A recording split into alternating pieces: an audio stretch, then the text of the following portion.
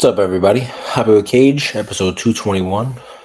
5 minutes of hobby thoughts. Today, talking about athletes everywhere and a trade night brought to you by Arena Club and Bleaker Trading. Want some fun. Wanted to get this in before the clock struck 12, and I became a pumpkin.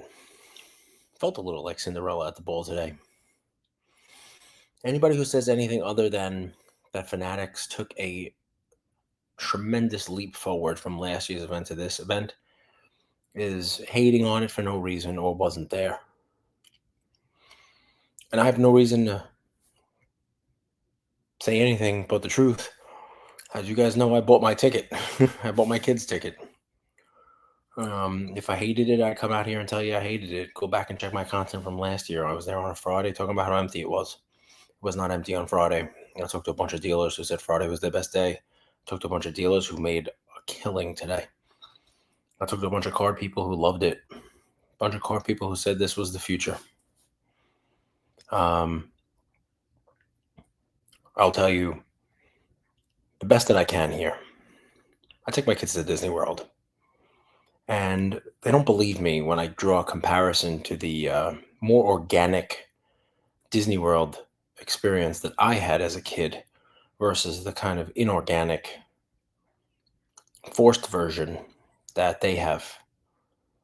When they're going to meet a character, there's a line for it, there's a cue for it. It's a very like, okay, hand off your autograph book and meet and greet, and we'll take your picture for you and scan your bracelet and blah, blah, blah.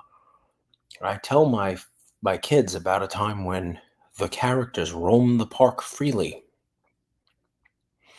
And sure, they had handlers and you couldn't like tackle them. It's not, the Baby's Kids movie, but it was, you could see them walking around the park. It was part of the fun. Travis Hunter, Jaden Daniels, Quavo. I don't even know who that is, but my kid did. Joe Burrow, Odell Beckham, Cam Jordan, Tim Howard, LeBron, Tom Brady, walking around, just walking around. Now, because of the Fanatics games, they were being brought through the floor. James Harden security almost knocked me over. It was hilarious. But you could stand there, watch them play a game, watch them shoot baskets, watch them throw a ball, watch them play golf. And when they were done, kids like my kid and his friends were close enough to, on some of them, put a fist bump, get a fist bump, or see him walk by, snap a picture and send it to all their friends and say, look, it's LeBron. No fist bump from LeBron. We were pretty far away from LeBron, but you could still see him. And to hear the crowd kind of go crazy, it's pretty amazing. It's something that's missing at the National. But it's not. The National doesn't need to do that. These two events don't have to compete with each other. They can be very different things. And that was the conversation I had with so many people. Everybody wanted to start off by saying, wow, these guys have made strides on the National. I don't know that they want to make strides on the National. I don't think that the two, events need to really be competing events. I think there's room for both of them. I think there are a huge segment of people in our space who wouldn't go to this. They would go to the National instead. There are people who now view this as a legitimate card show, comparable to the National. Were there some differences? 100%. I'll try to talk about them. I'm almost done with my 5 minutes, so this might be a little expanded version. The positives. Man, if you're taking a kid with you, I saw girls, boys, ages 4 to 17, running the 40, going through the Premier League, taking pictures with the trophy, playing soccer, kicking the ball around, playing wiffle ball, just having fun. League activations. My son did a soccer thing with one of his friends, and they both finished high enough on the leaderboard that I think they're going to get emailed from Premier League tickets for games, Premier League games in the summer. I think they won tickets. That was fun. That's all good stuff. The leagues, having canes there giving away chicken, and I mean, then the Fanatic games. Wow, what an amazing thing! What a cool thing. Just bringing some excitement and bringing the athletes and the celebrities out onto the floor. And the Cinderella story of maybe just an average Joe being able to go out there and compete with these guys. They did a lot of things well. To have the ability for Tom Brady to maybe walking by and buy a card for that. Then there was a trade night tonight. Let's talk about that for a second, because there are obviously the National knows how to do a trade night. They have so many people there, and for Fanatics to just figuring it out. But they're Jaden Daniels at the trade night, and Roth Cards goes up and sells the owner of the Commanders the one of one black finite Jaden Daniels rookie card for $500,000 right there at the trade night. Now, I'm sure that was a planned thing. I'm sure Roth Cards knew that was going to be happening and could show up with his card and boom, look at that. But still an awesome thing for kids to be able to see. But more important was this. While there were trades going on, there were plenty of them. Plenty of deals going on, tables, food, you name it. At the front, there was an MC with giveaways. Eli Manning football, boxes, Joe Montana autograph ball, you name it. But they had packs of the Fanatics Fest exclusive Top Series too. Just packs. A couple MCs, a guy named Kayvon, finding kids and handing out packs. Just walking around. Hey, you guys want some baseball cards? Here you go.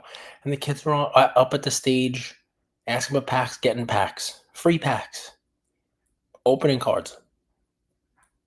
I don't know that you're 10x, 5x, 20x the hobby, but if you ask a kid what they want, it's probably going to be free cards, a free sealed pack that they can open and maybe get something good.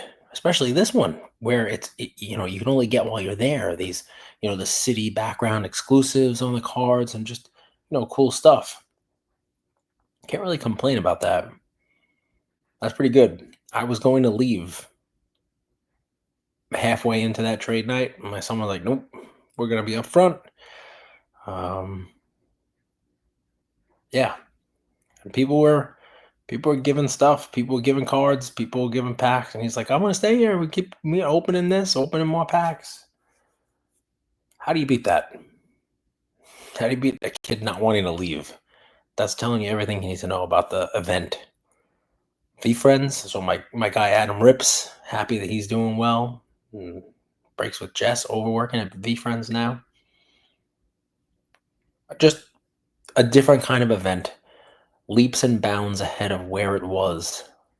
And I'm sure it'll continue to get better. I'm sure they'll go back and, kind of rehash some of the good and some of the bad.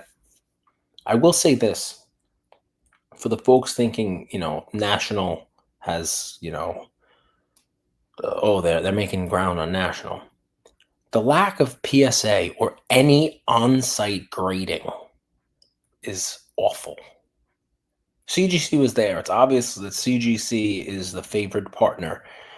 If you happen to go there tomorrow or you happen to know anyone who was there, ask them where Beckett was. And Beckett was just doing take-back grading. They were in the basement, call it the first floor. But they were like in the back corner where people queued up for photo opportunities.